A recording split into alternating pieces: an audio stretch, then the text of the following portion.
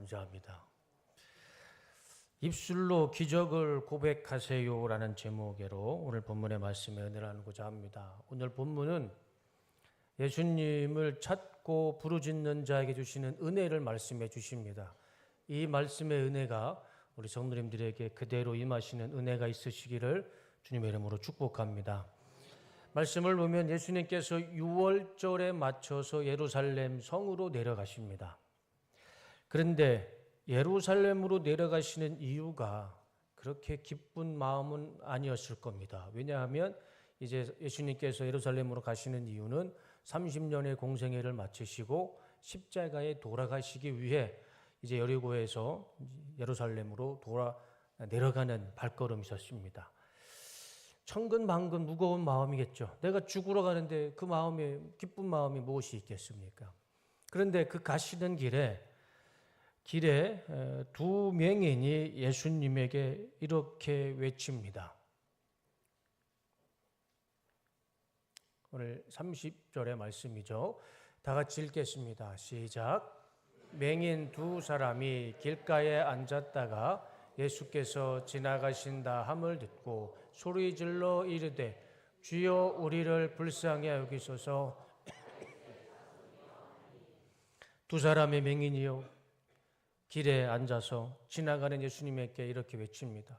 주여 우리를 불쌍히 여기소서. 다윗의 자손이요 우리를 불쌍히 여기소서. 사람들이 꾸짖습니다. 조용히 해라. 시끄럽다. 여기가 어느 안전이라고 시끄럽게 구느냐. 조용히 해라.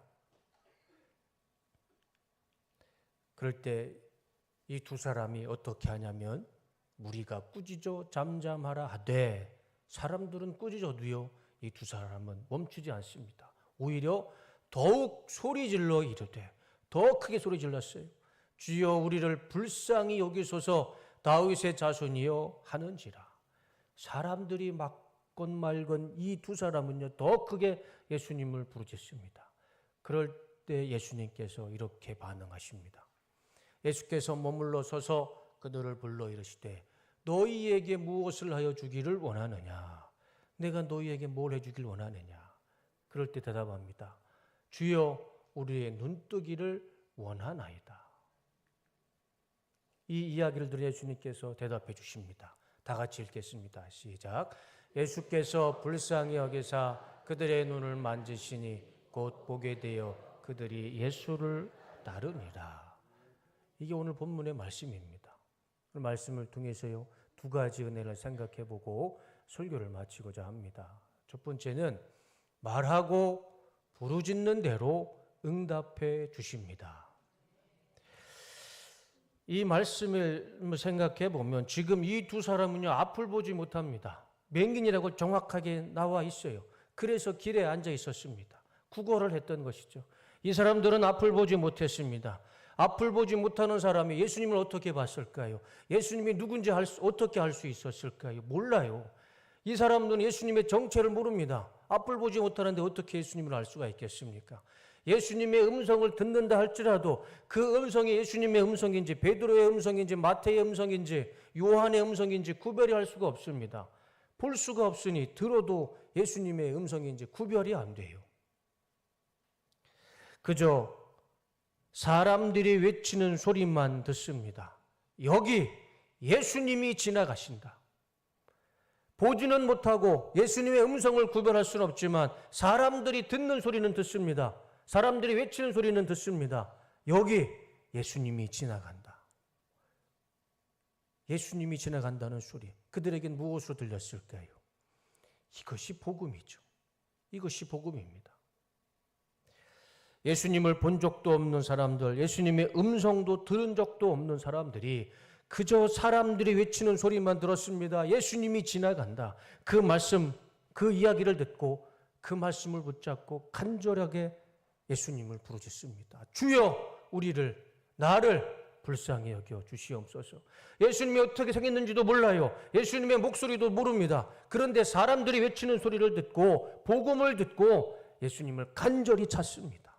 간절히 부르짖어요. 이 두 사람의 부르짐 속에는요 일생일대의 최고의 간절함이 있었을 겁니다. 내가 이 기회는 놓치지 말자. 간절함이 있었을 겁니다. 우리도 똑같습니다. 우리도 예수님을 본 적이 없습니다. 혹시 예수님 보신 적이 있으신가요? 예수님의 음성을 들어보신 적이 있으신가요? 우리도요, 남들이 하는 이야기만 들었을 뿐입니다. 예수님의 목소리, 예수님의 얼굴을 본 적이 없지만 우리도 들었습니다. 예수님은 하나님의 아들이시고 이 땅에 오셔서 십자가에 죽으시고 부활하셨습니다. 우리는 그것을 들었습니다. 우리는 그 음성을 듣고 그 복음을 듣고 우리도 간절하게 예수님을 향해 부르짖습니다. 예수님을 향해 우리의 간절한 소망을 담아 이 두 명의 맹인처럼 보지는 못하고 듣지는 못할지라도 복음을 듣고 다른 사람이 설명하는 예수님을 듣고 우리는 그 말씀 붙잡고 기도할 때 거기에서 기적과 은혜는 나타나는 것입니다. 예수님을 부르짖는 그들을 향해 주님께서 이렇게 말씀하십니다. 예수께서 머물러 서서 그들을 불러 이르시되 너희에게 무엇을 하여 주기를 원하느냐. 주님이 말씀하시죠. 내가 너에게 무엇을 하기를 원하느냐. 그럴 때 얘기를 합니다. 내가 보기를 원합니다. 내가 보기를 원합니다. 내가 이 눈을 뜨길 원합니다. 그리고 주님은 그들의 원하는 대로 그대로 눈을 뜨게 해주십니다. 평생 맹인으로 어둠이라는 감옥 속에 갇혀있던 이 두 사람 속에요, 빛이 들어왔습니다. 광명이 들어왔습니다. 이 두 명의 맹인이 한 것이 무엇이 있습니까? 눈을 뜰 만한 어떤 대단하고 위대한 일을 했습니까? 기적을 체험할 만한 어떤 큰 위대한 일을 했습니까? 말씀해 보니까요, 그냥 사람들이 듣는 이야기를 듣고 외친 것 뿐이에요. 예수님을 향해 부르짖었던 것 그거밖에 없습니다. 다른 거 한 게 없어요. 위대한 것, 훌륭한 일, 어떤 큰 헌신을 한 게 아니에요. 그냥 예수님이 지나간다는 소리를 듣고 마음속에 간절함을 담아 예수님을 향해, 이 사람들이 보지도 못하는데 예수님이 어디 있는지 어떻게 알겠습니까? 그러나 마음을 다해 예수님이 향해 자신의 간절함을 외쳤을 때 주님께서 그들의 기도를 들어주시고 어둠을 바꾸셔서 빛으로 그들의 인생을 변화시켜 주셨던 것입니다. 나의 마음과 목소리가 예수님을 향해 있다면 예수님께서 반드시 그 음성을 들어주시고 응답해 주실 것입니다. 시편 50편 15절에 하나님께서 이렇게 말씀합니다. 환난 날에 나를 부르라. 내 인생에 환난이 있을 때요, 다른 거 찾지 말고 나를 부르랍니다. 나가 누굽니까? 하나님이잖아요. 내 인생에 어려움이 있고 환난이 있고 고난이 있고 핍박이 있으면 다른 걸 생각하지 말고 나를 불러라. 하나님을 불러라. 왜요? 내가 너를 그 환난에서 건져주겠다. 우리의 인생을 누가 건져줍니까? 사람이 건져주나요? 하나님이 건져주시죠. 네가 나를 영화롭게 하리로다. 그래서 너의 인생을 통해 내가 영광을 받을 것이다. 그러니 너는 나를 부르짖어라. 예레미야 33장 3절에 똑같이 말씀합니다. 너는 내게 부르짖어라. 하나님을 부르짖으랍니다. 왜요? 내가 내게 응답하겠고. 아주 정확합니다. 어렵지 않아요. 너는 내가 부르짖으면, 네가 나를 부르짖으면 내가 응답하겠다. 네가 알지 못하는 크고 은밀한 일을 내게 보이리라. 네가 상상하지도 못하고 꿈꾸지도 못하고 계획하지도 못한 크고 은밀한 일을 너에게 보여주겠다. 누구에게요? 하나님을 부르짖는 자에게. 하나님만 이렇게 말씀하신 것이 아닙니다. 예수님도요, 똑같이 말씀해 주셨어요. 마태복음 7장 7절, 구하라. 그리하면 너희에게 주실 것이요. 찾으라. 그리하면 찾아낼 것이요. 문을 두드리라. 그리하면 너희에게 열릴 것이니. 무엇을 구하고 무엇을 찾고 무엇을 두드리는 겁니까? 하나님을 구하고 하나님을 찾고 하나님을 두드리면 그대로 열리고 찾고 또 그것을 구하게 해주신다 약속해 주십니다. 마가복음 11장 24절, 그러므로 내가 너에게 말하노니 무엇이든지 기도하고 구하는 것. 누구에게 구하는 것인가요? 하나님께 구하는 것. 그것은 받은 줄로 믿어라. 그리하면 너희에게 그대로 되리라. 구약 성경에서도 신약 성경에서도 하나님과 예수님은 계속 반복해서 말씀해 주십니다. 어렵지 않습니다. 굳이 어렵게 해석할 필요 없어요. 이것입니다. 너희가 부르짖는 대로, 말하는 대로, 기도하는 대로 내가 응답해 주겠다. 이거 말고 또 다른 해석이 필요한가요? 없습니다. 하나님은 우리에게 약속해 주십니다. 내가 기도하는 대로, 내가 말하는 대로, 내가 부르짖는 대로 하나님께서 우리에게 약속해 주십니다. 응답해 주시겠다. 우리가 정말 이것만큼은 꼭 기억했으면 좋겠습니다. 내가 말하는 대로 거두게 하십니다. 내가 기도하는 대로 거두게 하십니다. 내가 믿는 대로 하나님은 거두게 하십니다. 지난주에도 말씀을 드렸죠. 내가 심는 대로, 내가 무엇을 심느냐에 따라 반드시 하나님은 그것을 거두게 하십니다. 구하고 찾고 두드리는 대로 하나님께서 응답해 주실 것입니다. 저는 우리 뚝섬교회 성도님들이 다 구원받으시고 다 병이 치유되시고 회복되시고 다 부자가 되시고 하는 일마다 다 형통한 축복이 있으시기를 주님의 이름으로 축원합니다. 마음만 그러는 게 아니라 제가 송구영신 예배 2024년 송구영신 예배 때 받은 기도 제목과 작년에 받은 송구영신 예배 때 받은 기도 제목을요. 제가 제 목양실에 고개만 돌리면 바로 볼 수 있는 곳에 2개를 다 꽂아놓고 볼 때마다 기도합니다. 그리고 새벽 예배 때마다 제가 뚝섬교회 담임 목사로 누구를 위해 축복 기도하겠습니까? 저기 길 건너에 있는 성락교회 성도들을 기도할까요? 아니면 뚝섬교회를 위해서 기도할까요? 전 지금까지 성락교회 성도들을 위해 단 한 번도 기도한 적이 없습니다. 거기 담임 목사 있는데 뭐하러 기도합니까? 저는요, 우리 새벽 예배 때마다 우리 뚝섬교회 성도님들을 위해서 기도합니다. 아픈 분이 계시면 아픈 분들의 치유 회복을 위해서 기도하고 사업이 힘들고 어려움이 있는 분들에게는 사업의 형통을 위해서 기도합니다. 그리고 제가 2년 동안 1,000번째 헌금 예배를 헌금 이 봉투에 기록되어 있는 이 기도 제목을요 단 한 번도 읽지 않고 재정부에 올린 적이 없어요. 다 읽었습니다. 제가 이 1,000번째 헌금에 있는 기도 제목만큼은 제가 더 빠지지 않고 기도하는 이유가 얼마나 힘들면 얼마나 간절하면 1,000번을 놓고 기도할까. 그 마음을 생각하면 이거를 그냥 재정부에 올릴 수가 없어요. 한 번이라도 더 읽고 한 번이라도 하나님 앞에 기도할 수밖에 없습니다. 제가 이렇게 기도하는 이유가 있습니다. 작년에도 제가 설교 시간에 똑같이 말씀을 드렸어요. 목사는 그 입에서 축복이 사라지면 그 사람 목사하면 안 됩니다. 목사는 하나님의 축복을 위해 기도하는 사람이죠. 치유와 회복을 위해서 기도해야 되고 회개와 구원을 위해서 기도하는 사람, 아픈 자들과 함께 울고 우는 자들과 함께 울고 기뻐하는 자들과 함께 기뻐하고 그것을 위해 기도하는 사람, 그것이 목사잖아요. 그런데 그 축복 속에 그 모든 것이 담겨 있는데 목사의 입에서 축복이 사라지고 부정이 나오고 정죄가 나오고 비난과 비판이 나오면 그 사람 목사하지 말아야죠. 저도 항상 이것을 목회 철칙으로 이야기를 하지만 그게 참 쉽지는 않습니다. 제 입에서 정죄가 나오고 부정과 비판이 나오면 제가 그랬죠. 어떻게 하라고요? 제 뺨을 때리라고 그러지 않으셨습니까? 목사는 하나님의 축복을 위해서 기도해 주는 사람입니다. 제가 기도했을 때 하나님께서 제 기도를 들으시고 우리 성도님들이 더 축복받으시면 그게 얼마나 기쁘고 행복한 일이겠습니까?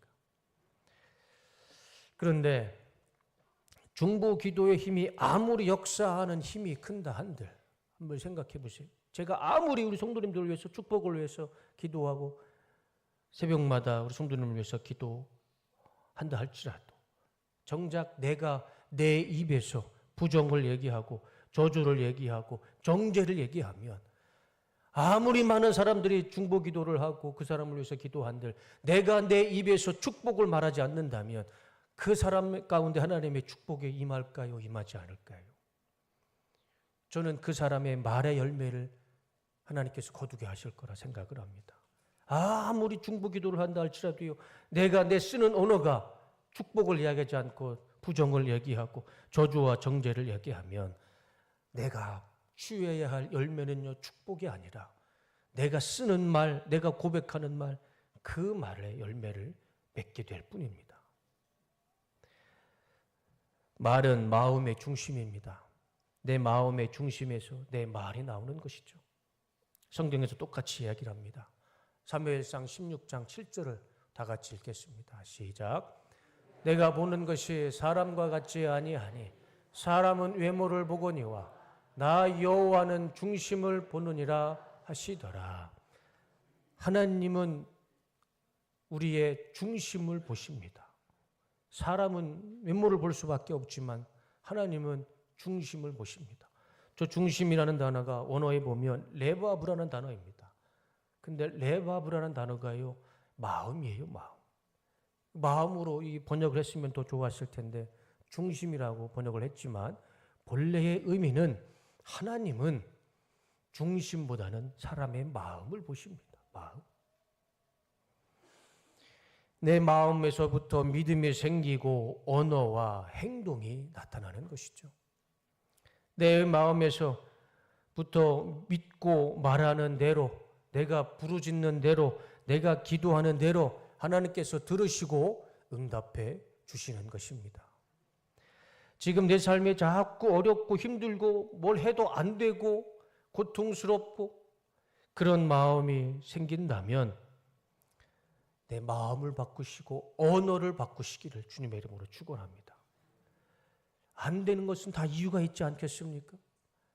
하나님이 능력이 없으셔서, 하나님이 손이 짧으셔서 내 삶을 자꾸 어렵게 하는 것이 아니라 내가 믿은 대로, 내가 말하는 대로, 내가 고백하는 대로 하나님께서 그대로 이끄시고 응답해 주시는데 내 삶이 어렵고 안 되는 이유에는 반드시 하나님의 이유가 있는 것이 아니라 내 삶의 이유가 있을 것입니다.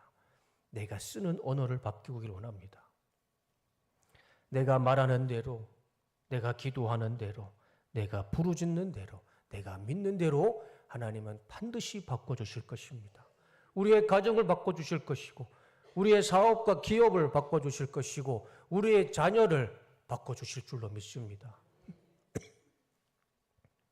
두 번째, 예수님은 나의 부르짖음을 기다리십니다.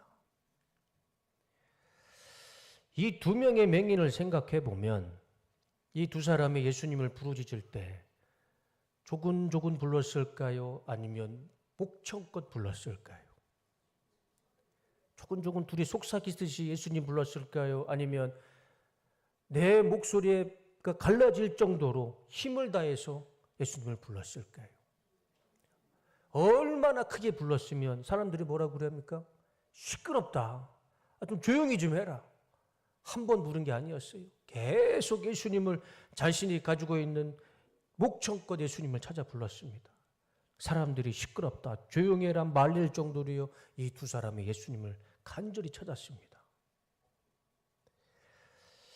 죽을 힘을 다해 예수님을 부르짖고 찾았던 것이죠. 그러면 그렇게 간절하게 이 두 사람의 예수님을 찾았을 때 그 이야기를 듣고 있는 사람들의 태도는 어떻게 해야 될까요? 첫 번째, 시끄럽다. 조용히 해라. 여기가 어디 안전이라고 그렇게 시끄럽게 구느냐. 그렇게 말하면서 이 두 사람의 앞길을 간절한 마음을 막아야 할까요? 아니면 이 두 사람의 간절함을 누구보다 더 아는 사람들이 이 사람을 예수님 앞으로 데리고 와야 될까요? 1번일까요? 2번일까요? 당연히 2번이 돼야 되죠. 그게 우리 사람의 상식 아닌가요? 그런데 오늘 본문은 어떻게 합니까? 그 간절하게 외치는 소리를 사람들이 어떻게 합니까? 가로막아요. 나는 지금 너무 힘들고 아프고 괴로워서 예수님을 찾고 있는데 주위 사람들이 그거를 가로막아요. 뭐라고 하면서요? 시끄럽다. 조용히 해라. 그러면서 사람들이 가로막아요. 참 이상하죠? 안타까운 것이 이 본문의 모습 속에 지금 나의 모습이 있다라는 것입니다. 우리의 모습이 보여진다라는 것이죠. 우리 한국교회의 모습이 보여진다라는 것입니다. 나는 정말 간절함으로 예수님을 찾고 있는데, 나는 정말 죽을 것 같아서 힘들어서 예수님을 찾고 있는데, 나를 정죄하고 가로막고 조용히 해라. 떠들지 마라. 그거 그렇게 해서 안 된다. 하지 마라. 내 앞을 가로막는 장애가 있다는 것입니다. 고난당하는 자의 목소리를 시끄러운 소음으로 치부할 때가 있다는 것이죠. 그럴 때 우리는 기억해야 할 말씀이 있습니다. 바로 이 말씀이죠. 31절. 무리가 꾸짖어 잠잠하라. 우리 삶 가운데는 항상 저것이 있을 겁니다. 누군가에 의해서 나를 잠잠하게 시키고 나를 막는 것이 있을 겁니다. 그럴 때 거기서 포기하면 안 됩니다. 그럴 때 어떻게 됩니까? 더욱 소리질러 예수님을 찾아야 됩니다. 더욱 소리질러 예수님을 부르짖어야 됩니다. 사람들이 막는다고 거기서 포기하면 안 됩니다. 더 크게 하나님을 찾고 더 크게 예수님을 부르짖어야 됩니다.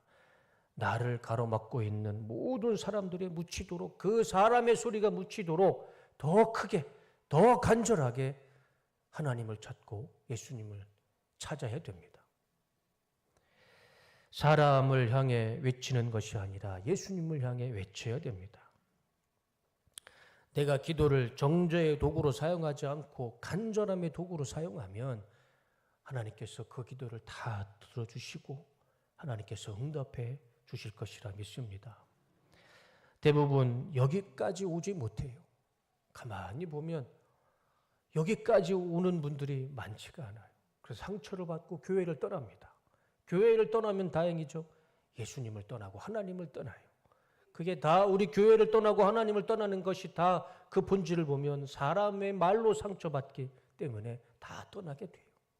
나는 교회에서 잘해보려고 하는데, 열심히 하려고 하는데 조용히 해라, 잠잠해라 막는 사람들이 있어요. 그러면 상처받고 교회를 떠나게 됩니다. 다른 교회를 찾아가요. 그런데 그 교회 또 똑같습니다. 다른 교회라고 천국에, 그 교회만 천국에 있는 것이 아니죠. 똑같은 상처를 받고 결국에는 하나님을 떠나는 이런 일들이 계속 우리 한국교회에서 반복이 되죠. 한국교회의 문제가 무엇인가요? 고질적인 병폐가 무엇인가요? 수평이동입니다. 왜 성도님들이 수평이동을 할까요? 상처받고 옮기고, 똑같은 상처받고 또 옮기고, 또 다른 교회 가서 기대를 하지만 그것을 극복하지 못하고 또 교회로 옮기고, 계속 옮기는 것을 우리는 그것을 무슨 성도라고 그러죠? 그거를 또 아름답게 포장해 줬어요. 가나안 성도다. 참 말은 잘 만들죠. 안타까운 거죠. 우리는 더 이상 이런 일을 반복하지 않았으면 좋겠습니다. 사람의 소리에 주목하면 안 됩니다. 사람의 소리에 주목하면요, 딱 거기까지예요.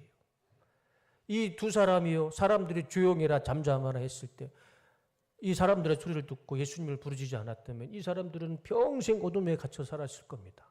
그러나 그것을 이기고 한 번 더 크게 예수님을 부르짖었을 때 그는 광명을 보았고 빛을 보았습니다. 우리가 주목해야 할 것은요, 사람의 소리가 아닙니다. 우리가 주목해야 할 것은 우리의 기도를 들으시는 하나님과 예수님께 주목하고 그 하나님과 예수님께 기도하면 되는 것입니다. 내가 말하는 대로, 내가 기도하는 대로 나의 믿음대로 응답해 주실 줄로 믿습니다. 사람의 방해가 있음에도 이 두 사람이 큰 소리로 부르짖었습니다. 그랬을 때 예수님께서 이렇게 물어보시죠. 너희에게 무엇을 하여 주기를 원하느냐? 드디어 예수님이 반응하십니다. 내가 너희에게 무엇을 하여 주기를 원하느냐? 우리가 여기까지 오길 원합니다. 많은 고난과 장애와 어려움이 있을지라도 그걸 다 이기고 이 음성 들을 때까지 우리가 신앙생활 하길 원합니다. 내가 너에게 무엇을 하여 주길 원하느냐? 솔직히 예수님이 저걸 모르셨을까요? 두 명의 맹인이 그렇게 사람들에게 욕을 먹을 정도로 그렇게 큰 소리로 부르짖었는데 예수님이 정말 모르셨을까요? 그래서 모르셔가지고 내가 너희에게 뭘 해주길 원하느냐? 그걸 모르셔서 예수님이 물어보셨을까? 그렇진 않죠. 누가 봐도 이 두 사람이 원하는 것은 눈을 뜨는 걸 원하는 걸 예수님뿐만 아니라 그 자리에 있는 모든 사람들이 다 알았을 겁니다. 그럼에도 예수님은 물어보시는 거예요. 내가 너에게 뭘 주길 원하느냐. 그 이유는 이것이죠. 33절 이르되 주여 우리의 눈뜨기를 원하나이다. 예수님은요 이 두 사람의 입술의 고백, 말의 고백을 듣고 싶어 하셨습니다.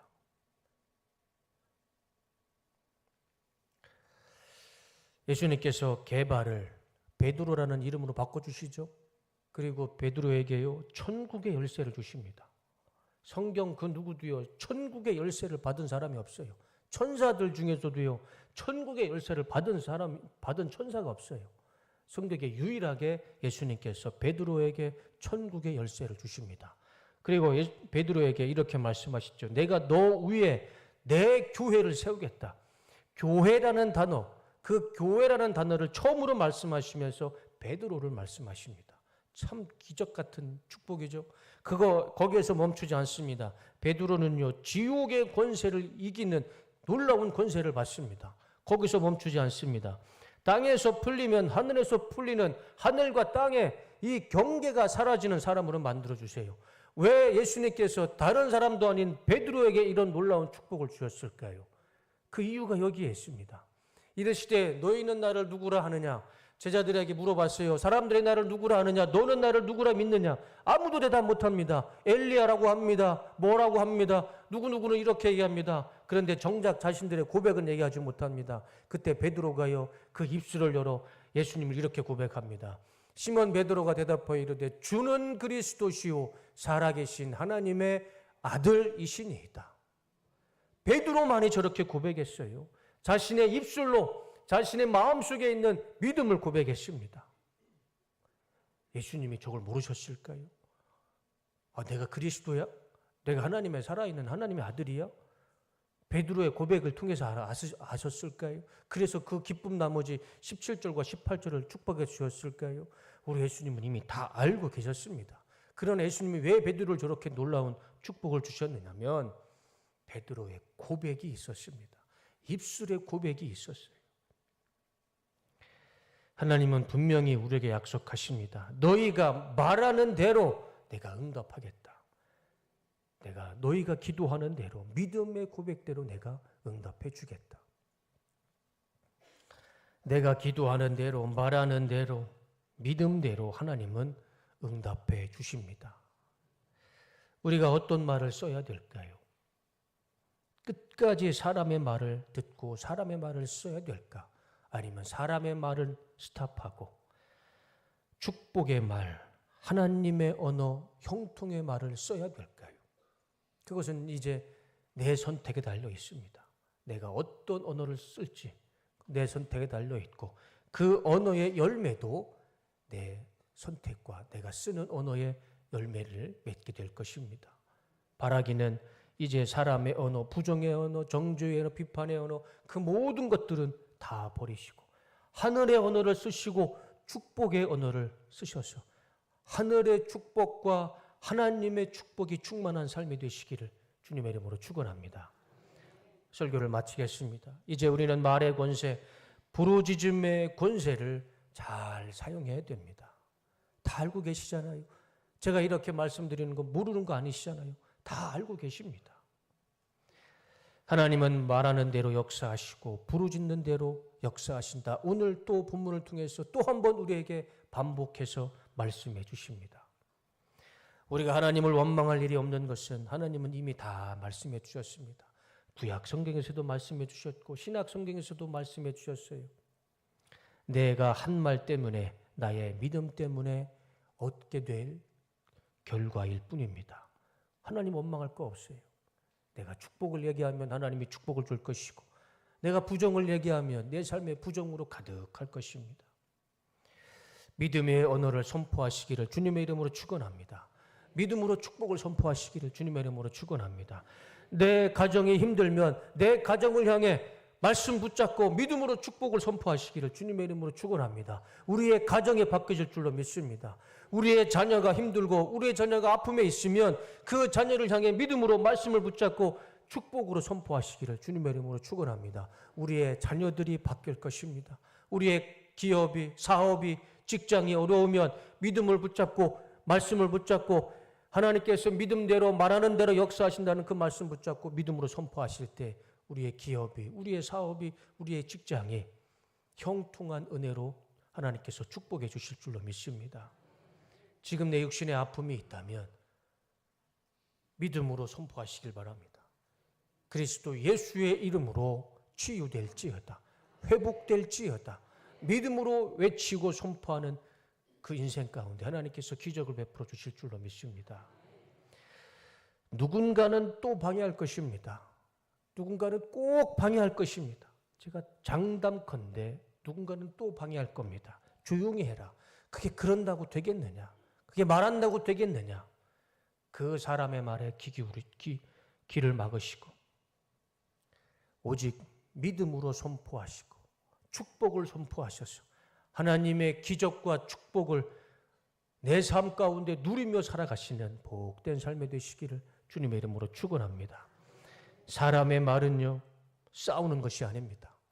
제가 우리 성도님들, 지금 이 자리에 계신 우리 성도님 저보다 다 연세가 많으시지만 제가 살다 보니까 그런 생각이 들어요. 안 좋은 소리가 들으면 그것 가지고 싸우면 결과는 하나예요. 분열되고 갈라지고 싸우는 것밖에 없어요. 안 좋은 소리가 들리면 내 안에서 그냥 그것을 극복하면 됩니다. 극복하면 되는 거예요.